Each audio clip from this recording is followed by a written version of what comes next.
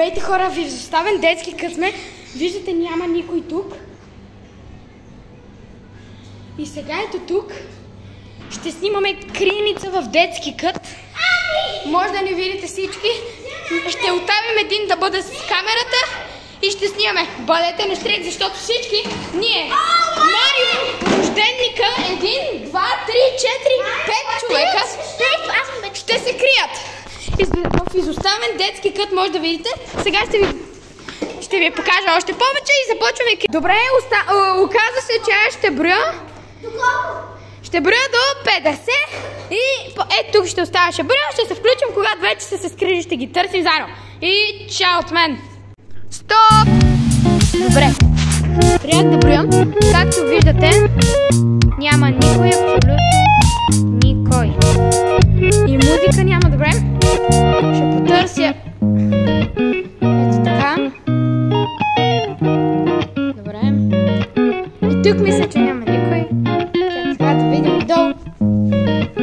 Чувам някой! Някой шумоли. Ето го! Ще го заплюя! Пуза, Алек! Добре, ето го, той си тръгва. Ще си кача на батута, момчет. Добре. Тук нещо. Ето! Пуза, Анди! Пуза, Марио! Добре. А къде може да е Карина?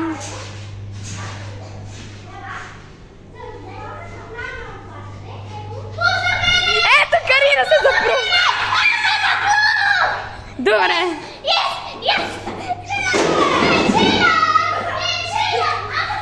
Добре, това беше първата част. Ще има 5 части в канала.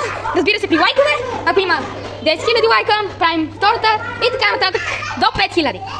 И правим и 5 част. Добре, Алекс сега да обясни правилата. И как ще играем сега. Карина спечели, защото се заплю и ще има най-много точки. Ето и нея. Добре, сега Алекс ще обясни правилата. И така, правилата са много прости. Ако откриеш един, получаваш една точка. Дари открит няма, което означава, че има 3 точки. Ако се заплюеш, получаваш една точка. Тоест резултат е 3 точки за Дари, една точка за Карина, 0 за мен, 0 за Марио и 0 за Анди. Във втората част аз ще броя и ще се видим накрая. Официалната първата част приключи. Чао!